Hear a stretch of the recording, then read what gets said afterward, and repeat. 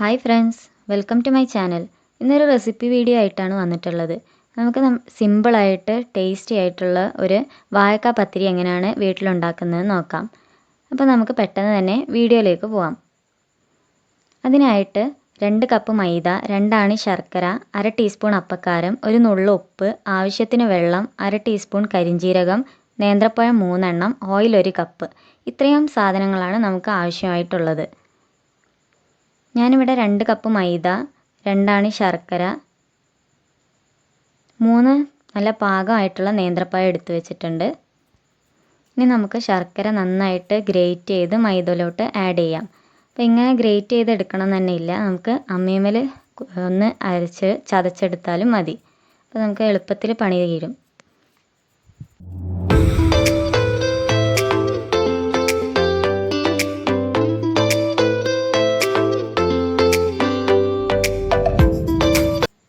അപ്പോൾ ഇതുപോലെ തന്നെ നമുക്ക് രണ്ടാമത്തെ ആണി ശർക്കര ഇതുപോലെ മൈദയിലോട്ട് ഗ്രേറ്റ് ചെയ്ത് ഇടാം.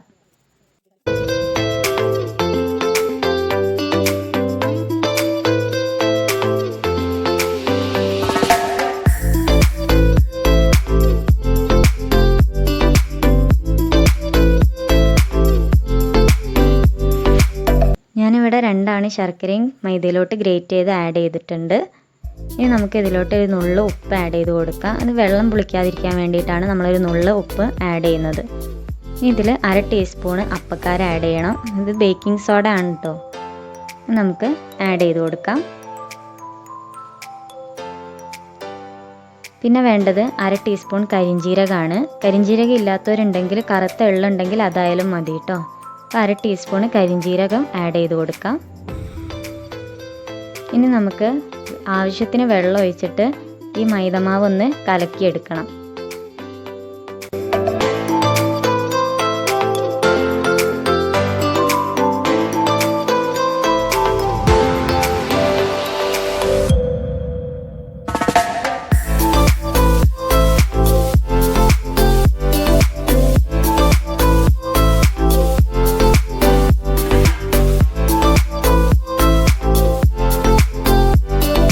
അപ്പോൾ ഈ ഒരു കൺസിസ്റ്റൻസിയിലാണ് നമ്മൾ മൈദമാവ് കലക്കി എടുക്കേണ്ടത്. അപ്പോൾ ഞാനിവിടെ നന്നായിട്ട് കലക്കി റെഡിയാക്കി വെച്ചിട്ടുണ്ട്. ഇനി നമുക്കിതിലോട്ട് പഴം ആഡ് ചെയ്യാം. ഞാനിവിടെ പഴം നീളത്തിൽ കീറിയതിന് ശേഷം ചെറുതായിട്ട് അരിഞ്ഞിടുകയാണ് മൈദയിലോട്ട്.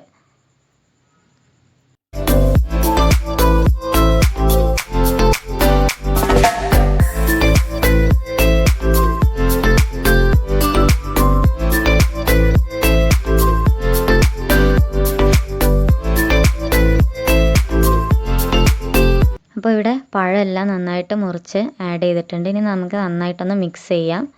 മിക്സ് ചെയ്തതിന് ശേഷം നമ്മളൊരു സോസ് പാൻ എടുത്ത് സ്റ്റൗവിൽ വെക്കാം. അതൊന്ന് ചൂടാകുമ്പോഴാണ് നമ്മൾ ഓയിൽ ഒഴിക്കുന്നത്. അപ്പോൾ പാൻ ഇവിടെ ചൂടായിട്ടുണ്ട്. ഞാൻ 1 കപ്പ് ഓയിൽ, സൺഫ്ലവർ ഓയിലാണ് ഞാൻ യൂസ് ചെയ്തിട്ടുള്ളത്, ഒഴിച്ച് കൊടുക്കുകയാണ്. ഇനി എണ്ണ നന്നായിട്ട് തിളച്ച് വരണം.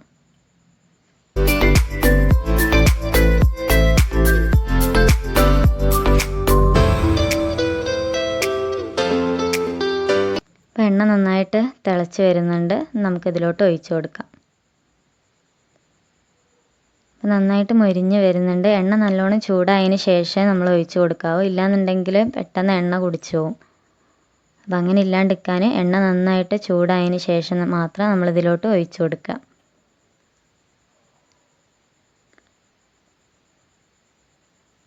നന്നായിട്ട് പൊരിഞ്ഞ് വരുമ്പോൾ നമുക്കൊന്ന് തിരിച്ചും മറച്ചൊക്കെ ഇട്ട് 2 സൈഡൊന്ന് നന്നായിട്ട് വേവിച്ചെടുക്കാം. നല്ല ഗോൾഡൻ ബ്രൗൺ കളർ ആവുന്നത് വരെ നമ്മൾ എണ്ണയിലിട്ട് വറുത്തുകൊണ്ടിരിക്കണം.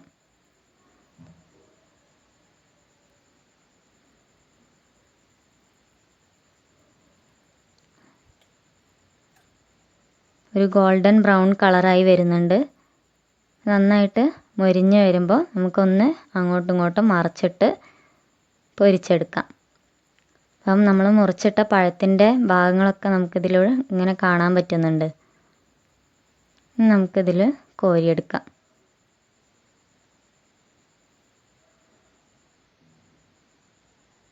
അതേപോലെ തന്നെ നമുക്ക് ബാക്കിയുള്ളതും കൂടെ നല്ല ഗോൾഡൻ ബ്രൗൺ കളറായി വരുന്നത് വരെ പൊരിച്ച് എടുത്തു വെക്കാം.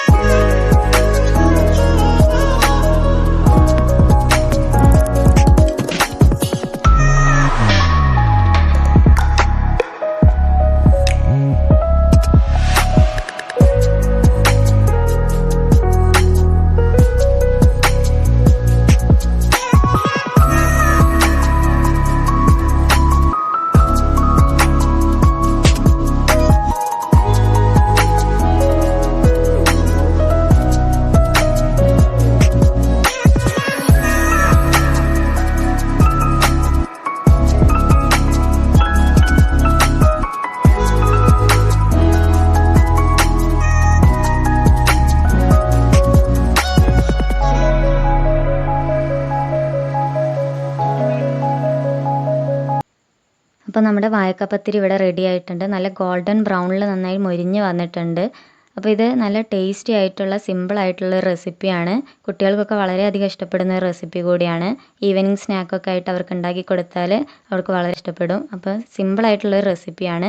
നിങ്ങളെല്ലാവരും ഒന്ന് ട്രൈ ചെയ്ത് നോക്കണം. ഒരു തവണയെങ്കിലും നിങ്ങളിതൊന്ന് ട്രൈ ചെയ്ത് നോക്കുക. നിങ്ങൾ ട്രൈ ചെയ്ത് നോക്കിയാൽ ഫീഡ്ബാക്സ് ഒക്കെ എന്നെ കമൻറ്റിലൂടെ അറിയിക്കുക.